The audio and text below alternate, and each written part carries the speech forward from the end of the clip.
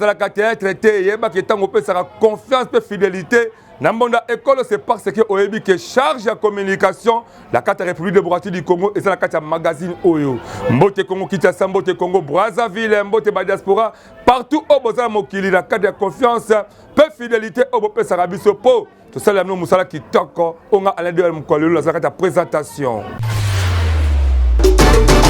Tofongoli édition la biso ya mokolo lelo pour la koyebisa bino ke Godé Poyi président assemblée provinciale ya Kinshasa azongeli poste avec impact pe idéologie pe akati intérim ya adjoint na Francis Tibalabala sans plaignant tout le reportage na élément oyo. Ndeko ya Congo kaka ndenge ba sportif balobaka ekwe bende ekwe moto kaka ndenge ba wuti ko réhabilité ye na poste na ya président assemblée provinciale de Kinshasa na cour de cassation le passé Godé Poyi akati mbala moko intérim ya adjoint na ye Francis Tibalabala boye bake abandi masolo na ye sans plaignant po amonaki lokola adjoint na ye abandaki kokota ba doute na arrêt ya cour d'appel ya Kinshasa Gombe na kanda wana asengi ba dossier nyonso ba memela ye yango na ndako mais soki esengi ba étude moko approfondi wana akobenga adjoint na ye po azwa idée na titre de rappel boye bake mwana mboka Godé Poyi président assemblée provinciale ya Kinshasa azalaki destitué vendredi 7 juillet na ba député provinciaux oyo bazako accusé la mauvaise gestion pe na abi ya pouvoir mais après quelques jours cour d'appel ya Kinshasa Gombe a été réhabilité avec impact de idéologie et zalaki bongo le 24 juillet po azonga na poste ya musala na assemblée provinciale de Kinshasa awa toza kozela po toyebi ke mboto mabe ezako betama entre ye na le gouverneur Jatilingo Bilambaka toyebi te ekosuka wapi kaka ndenge ba anglais balobaka wait and see bisope toza kotalelaka yango tobetisika mbonda na cadre ya ba processus électoral boye bake IDPS Tshisekedi baza contre ba candidat la bango oyo base ba membre ya ba famille na bango comme ba suppléant Mona Congo boye bake na moment oyo seni aza la phase de traitement des candidatures oyo ekotaki après clôture ya opération de dépôt depuis le 23 juillet IDPS Tshisekedi eza sikoyo ko imposé toilettage na profit à parti tangu kaka bamoni balise ba candidat oyo eza affiché liboso ba bureau de réception et de traitement des candidatures BRTC na mokuse ba dirigeant IDPS ba constaté que ba candidat la bango ebele ba se ba membre ba famille na bango comme ba suppléant na yango commission électorale ya parti asali communiqué oyo eza signé et pas ya mwana mboka le président Jacques Chabani ya koyebisa ba instance ya parti ba sala toilettage ya kolonga na ba liste ba kombo ya ba membre ba famille ya ba candidat oyo baza désigné comme ba suppléant awa IDPS parti au pouvoir alingi ate ya batu exemple ya kosala politique ya intérêt ya parti politique avant intérêt privé yo mutu oyo omesana soki opesi candidature na yo ozi mwana na yo to mwasi na yo to leki na oche suppléant yeba ke eza mabe po bandeko bazosala na yo lobi soki yo obeli to ozi kokoso to pe okobe poste mususu bango bakozala wapi to zabe maela tango oza ko appuyer candidat yeba pe esika nini azopesa ba valeur nini parce que mingi avantage zaka ba famille na bango yango betisika mbonda République démocratique du Congo aza menacé makasi et pas ya FIFA pe na misika fourmi to keba ba sanction ekozala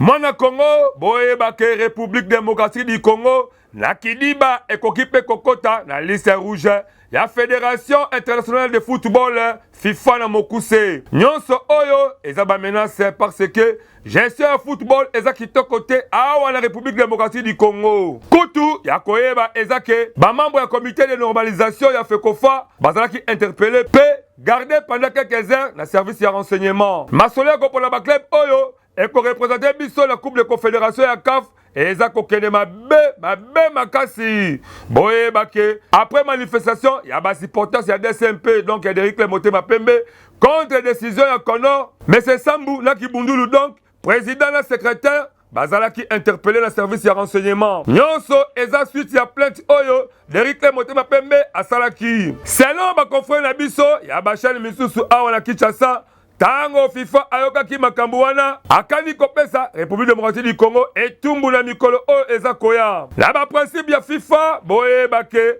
apesa autorisation na ba équipe na ba joueur topé na ba organisation football ya ko engagé ba procédure judiciaire na ba tribunaux topé na ba instance militaire pour la kosenga ba réparation. Situation oyo ndeko ya Congo ekoki ko entraîner disqualification ya équipe nationale na ba éliminatoire ya Coupe du Monde.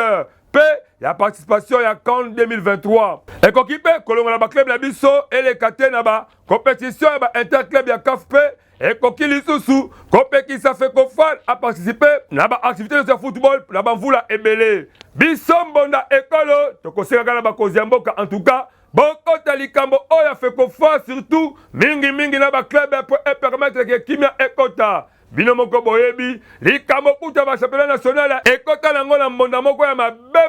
makasi ebongo tozonga sula ba sanction de la FIFA tokosuka wapi yango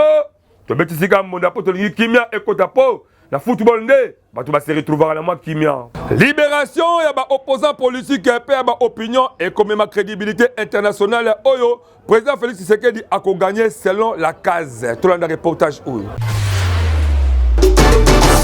Mona ya Congo, barimer na semaine oyo ezalaki mingi. Na sujet lokuta ya liberté ya opposant Jean-Marc Kabound, mukolo ya mardi 25 juillet 2023. Kutu esepelisa communauté internationale oyo bamonaki elemo moko ya kitoko na climat politique à la République démocratique du Congo. Na yango ONG La Casa ezako encourager chef de l'État Félix Tshisekedi dans la tolérance ya kozwa décision ya ko libérer ba opposant pe ba prisonnier d'opinion et ko sala bien surtout la tension politique oyo ezatali na mboka pe et ko pesa assurance na peuple congolais vis-à-vis la volonté ya pouvoir. Asengi na ba conseiller ya mokonzi ya mboka na ba dignitaire ya union sacrée ba libérer mokonzi ya mboka na ba influence moko négative po et permettre ya ko répondre malamu na poste ya peuple congolais. Asengi pe lisu sur la présidence de la République exécution intégrale ya mesure de grâce présidentielle oyo ekosala ke ba personnalité oyo bazia ko kangama injustement la prison na mboka bazala libéré. Libération opposant lokola Jean-Marc Kabound, Salomon Idi Kalonda, Mayaki Mukeba ekosala signal moko ya makasi pe ekokitisa batation entre la majorité na opposition pe ekosala ke dialogue ezala malamu. Biso mbonda ekolo magazine d'actualité tokosaka justice mo ezala équitable kaka ndenge tolobaka justice ya malamu etombolaka mboka yango tobetisika mbonda. Na monde ya reportage boye bakeba aventurier bakoma mingi ndeko keba okobungisa mbongo na yo soki opesi confiance na mbonda ekolo agency okozwa ba souvenir ya kitoko oyo kosepelisa yo bomo ino mobimba.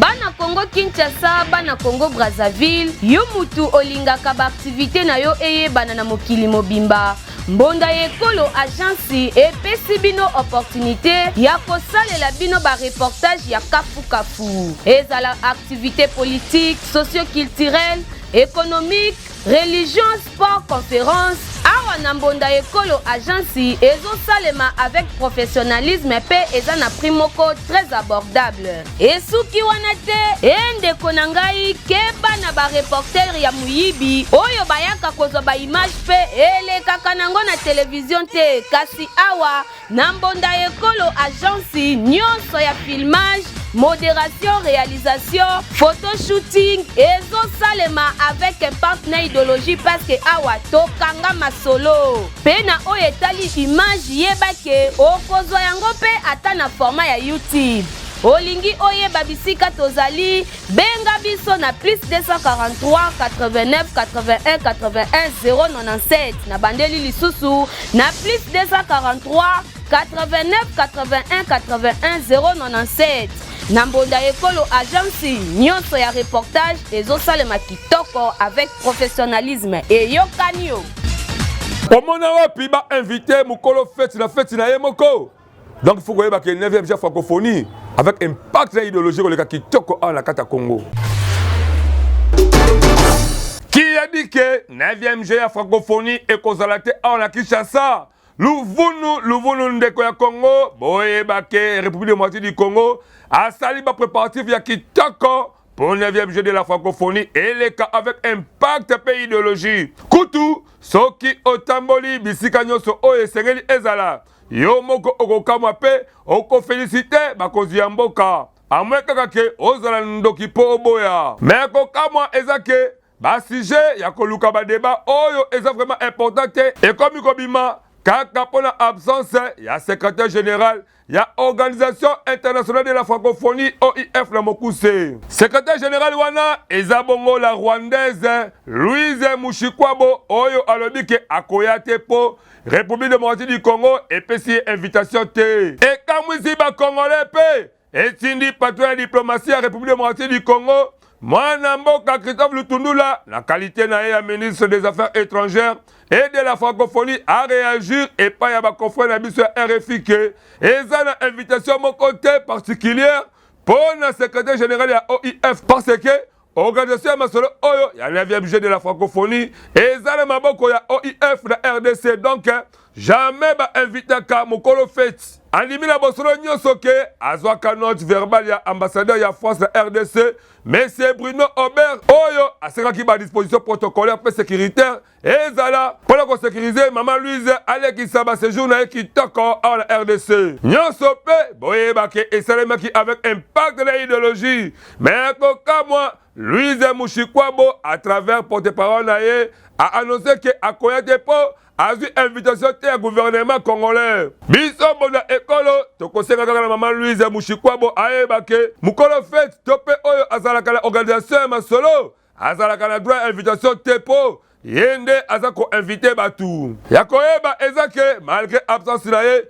9e GA francophonie ekoleka kitoko avec impact de l'idéologie pe bapaya nyonso bakosepela po RDC elongola bakonzi na ye basali makambo ya malonga oyo emona likutu esepelisi mpe bakongolais na bapaya mokili mobima ya ndenge na ndenge na ngonga oyo pardon ndeko ya Congo tosika nanu ba haine jalousie mpe bitumba na biso mpo na koteka image ya kitoko ya malonga ya mboka na biso mikolo oyo bapaya baye mingi yo mpe oyo omesana koyiba bachombo baperike na biloko ezanga ntina Tana nuna sepo ngonga oyo esengi na nu Congo etekisama na image moko ya kitoko na oyo etali la rwandaise Louise Mushikwabo azala te boyeba ke mbonda ya masolo ya 9e GA francophonie ekobetama kitoko po moto nyonso tu akosepela de manière ke Congo peza alengeli yango na motema moko yango tobetisika mbonda po toyebi ke oyo tu ezosalema avec impact na idéologie mbonda ebetami kitoko badepute provinciaux anti-Godin Poyi baconvoqué rencontre moko d'urgence po bazwa bastratégie ya sika eza koyinda kuna so moto olandelema oyo mwana Congo mbonda ya mabe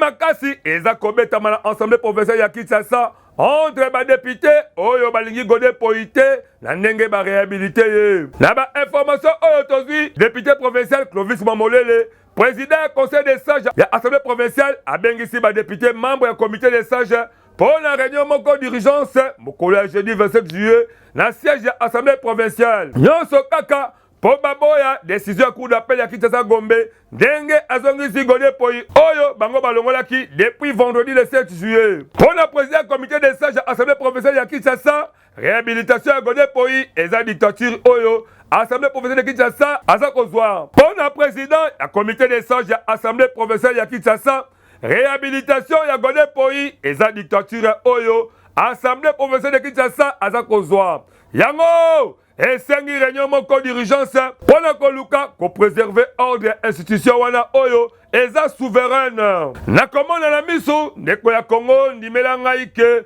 kozonga ya Godin Poyi comme président assemblée provinciale ya Kinshasa eza ndoto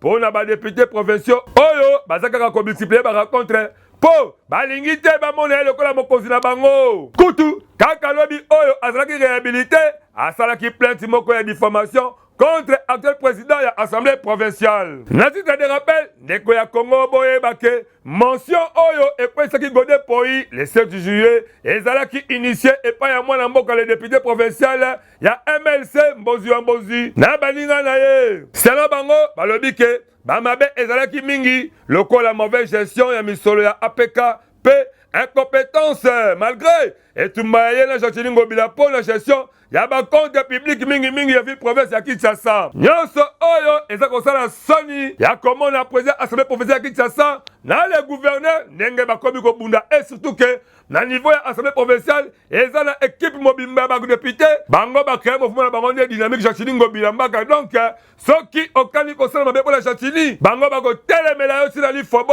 de manière que yo pe okweisama yango mingi pe ko kozabela la base ya likambo oyo ekwesi gode po yango biso tobetisi mondapo likambo oyo eza vraiment à suivre. Kokoma journaliste professionnel koyeba kosala ba montage vidéo to pe koyeba kosimba caméra kitoko pesa confiance na centre de formation média indépendant pour kuna formation de pesama avec ba professionnel ya média.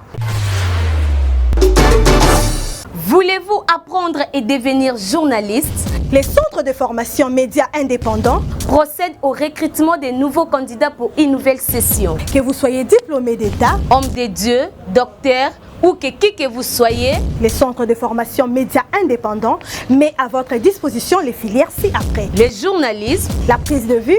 le montage vidéo. N'hésitez pas de nous rejoindre car ici, la formation se donne avec les professionnels des médias. Chez nous, c'est de l'expérience et du professionnalisme. Pour tout contact, appelez-nous au plus 243 89 81 81 097 ou appelez-nous au plus 243 99 37 45 722. Je répète, appelez-nous au plus 243 89 81 81 097 ou au plus 243 99 37 45 722. Nous sommes les centres de formation médias indépendants. FRDC et le Makasi Baouti qui repoussé attaque moko Makasi à armée rwandaise mokolo jeudi 27 juillet. Congo boye bake FRDC ezako annoncé ndenge babenganaki armée rwandaise oyo bayaki na Congo pour la kokotsa mobulu mokolo ya jeudi 27 juillet 2023 na frontière na biso entre baborne 13 p 17. Ennemi azalaki na mission ya kokotisa ba renfort pe ya continuer ya déstabiliser pe na motema moko ya violer mabele ya RDC. Yango FRDC a communiqué boye incursion ya armée rwandaise ezalaki repoussé na Nord Kivu na ba FRDC. La communication oyo bazoki le 19 juillet 2023 oyo ezalaki ko dénoncer incursion oyo armée rwandaise akanaki kokota na territoire ya Congo. FRDC aza koyebisa opinion nationale pe internationale que force de défense ya Rwanda baza déterminé ya kosala ba insécurité na Nord Kivu. Bakatisaki frontière ya RDC mokolo ya jeudi 27 juillet na 9h entre baborne 13 p 17 pour na komema ba renfort ya ko continuer ko déstabiliser na ko violer intentionnellement mabele ya République démocratique du Congo. Na kokota na bango ba militaire rwandais babenganaki population congolaise na esika oyo bazalaki pe ba attaquer FRDC oyo bayaki na ko sécuriser ba frontière. Yango esali ke bagarre ezala ndenge mo makasi o esali ke FRDC azongisa basoda ya Rwanda na mboka na bango na ndenge bayaki ezalaki provocation oyo mutu moko te akoki kondima pe bazongi na mboka na bango kaka ndenge bakotaki. Lokola esali boye République démocratique du Congo akani ko répondre na ndenge ya mabe donc ya coup sur coup pe akani bakola na bango ti kuna na kati ya Rwanda. Biso mbonda ekolo tokopesaka ba bravo na FRDC pe tokosenga tellement que bazalaka eloko ya makasi basala eloko ekomona vraiment que ba congolais basepela po ba pays voisin bakoma vraiment discipliné bayeba ke RDC eza vraiment la armée moko solide yango tobetisika mbonda na likambo oyo etali assassinat ya Chéribin Okende Moïse Katumbi Matapo Diopé Délice Sanga bakomeli chef de l'état pour la démission ya ba juge mibale ya coup constitutionnel tolanda élément oyo. Mone Congo boye bake Moïse Katumbi Tsapwe Délice Sanga pe batita ponyo baza ko exiger démission ya ba juge ya coup constitutionnel mwana mboka Dieudonné Kamuleta pe Sylvain Lumu. Nyonso oyo esalami na correspondance oyo basideli mokozi ya mboka Félix Tshilombo Tshisekedi. Eza kaka pona likambo ya assassinat ya le député Chéribin Okende. Ba trois opposants oyo batelemeli procédure ya mabe ya justice. Pona bango balobi ke eza ko violer article 29 ya loi organique numéro 13/026 du 15 octobre 2013 portant organisation et fonctionnement la Cour constitutionnelle. Balobi ke loi epekisi na ngonga ya ba fonction ya kozwa ba position publique ya kosala ba consultation na ba makambo oyo eza kosala objet ya décision ya cour. Mwana mboka Moïse Katumbi Tshapwe Matata Ponyo pe de liste sanga bazako estime que ba juge oyo il faut baser la disposition de justice pour na ba éclaircissement ya malamu lokola na enlèvement ya des faits oyo esalemaki na kati ya lopango ya cour constitutionnelle et surtout que ayaki correspondre à l'invitation. La suite de rappel, il faut boyeba que les députés nationaux les chéribé okende bakutaki ya kokufa na tongo ya mukolo jeudi le 13 juillet kuna na balabala ya poilu mingi aola Kinshasa Gombe. Biso bonda ekolo tokosiaka dossier oyo eleka na kimia po éclaircissement pe emona demander que batation politique ezala apaisé yango tobetisika kambonda. Soki oyebi vraiment que ozaka un vrai leader yeba ke magazine d'actualité mbonda ekolo et fournissez nous apporte pour mbabino de manière que vision na yo et bana mokili mobimba.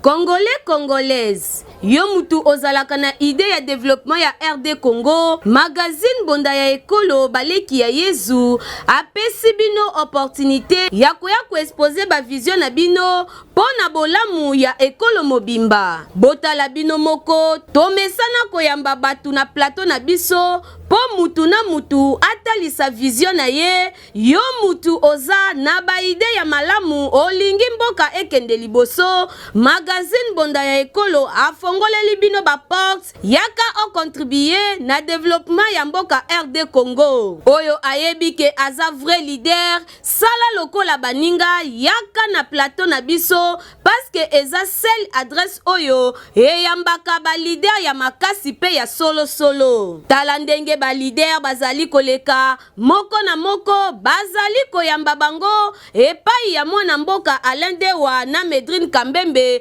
avec un partenaire idéologie. To abordaka basi nyonso lokola politique, économique, socio-culturel, religion, pena basije mosusu oyo ezo contribuer na développement ya mboka na biso. Bazomona pero bazana makanisi kimutema mabete. Batu mususu kala kimutema mabe ya longwanga na yawana. Mais bato bazana miso baomona Congo ezoke na ndenge mususu. Elle na limité na mumbele un peu partout. Donc nazo continuer lisusu nasuki wana te. To se sentir à l'aise na kati ya changu na biso. Ok, merci beaucoup. Ndenge kaka bozali komona bango pe bazali balide oyo bandimi ko participer na développement ya ba quartier commune pour que mboka ekende liboso. Na bino pe balide oyo boza kolanda biso bolinga ka développement ya quartier ya commune to pe ya RD Congo mobimba. Bobenga biso na numéro oyo eza affiché na bas d'écran na bino. Toko yamba bino pendant 30 minutes sans débat avec un partenaire idéologie pour que vous exposer ba vision na bino liboso ya population pe aye babino. Yango biso na magazine bonda ekolo to bengi ba leader ya solo pe to beteli bango kambonda. Ye aboyane article 15 a préféré na ye ayi bakaba croix na kata ba cimetière otoke na kokunda bandeko. Et ça li pasi ta le londe akwela maboko ya force de l'ordre.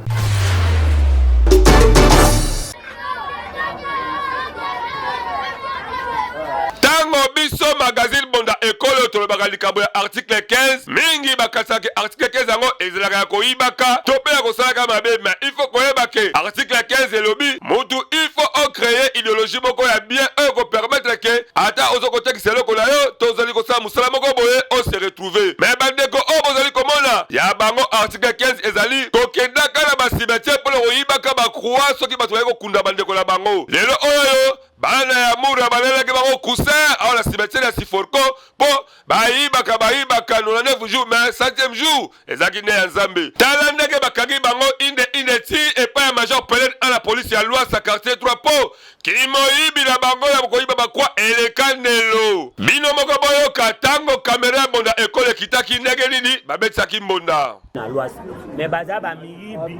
bakwa musuku toyete etikali soki 6 sacs. 6 sacs etikali kuna na bina bila ya posa bashia 6 sacs wana etika mwa to ya nango na moto bizi ezalaki to o to yaki na waka mwe sanction mais 6 sacs so yawa yo tonda yoso plus de 1000 croix ko bajoyo bango bazwa to mona na bato batekela bango to zo ape bango belé to bakangi miyibi na Siforko baye na bango awa neti oyo eza ya pas même un mois depuis akundi ndeko oyo mwana moke basaki yango ebele mpona nini mawa te peuple congolais ata de grands nzala ozota mai toteka mai doseki porter na bakuwa boye ya boye esali mabe makasi po tango bandeko misusu bazali kolela bibembela bango bazali kokele kokunda mukolo ya koluka kokele kobokisa cimetière baréférence ezalaka te parce que bandeko oyo bazwa musala koyibaka bakroa mpe kokela kotekaka yango mingimingi esika bato oyo basaka bazunga liminyumbu ya boye esali mabe makasi ata babokilo na bango kutu babaye bango na motema moko yango biso awa tobetisika mbunda bana vita krebe bana mbongo boye bake mama Besile Kazadi aza rééli pona mandat mususu ya 3 ans na kati ya présidence ya coordination ya ASV Club. Mwana mboka Congo toyebisaki bino mikolo oyo elekalaki ke association sportive club bakanaki kosala assemblée générale élective na bango pona kobimisa comité ya sika. Il faut boyeba ke mama Besile Kazadi azali réélu na tête ya comité ya coordination ASV Club.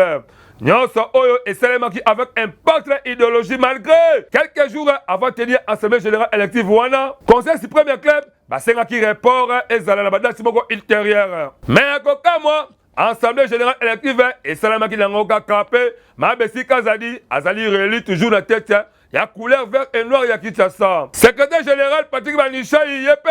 ba reconduire parce que alongaki sur 121 participants ça est 4 ba votaki. Nouveau comité oya vita noire mwana mboka Congo mwana veya mwana mbongo yebake eza composé na 15 membres. Mingi ba président de section ya football, ba président football féminin, ya basketball, ya handball, ya volleyball, ya boxe, pa judo. Awa esali boye biso tokosengaka la comité oyo ekoti boyebake ASV Club eza équipe ya makasi mpe équipe ya monene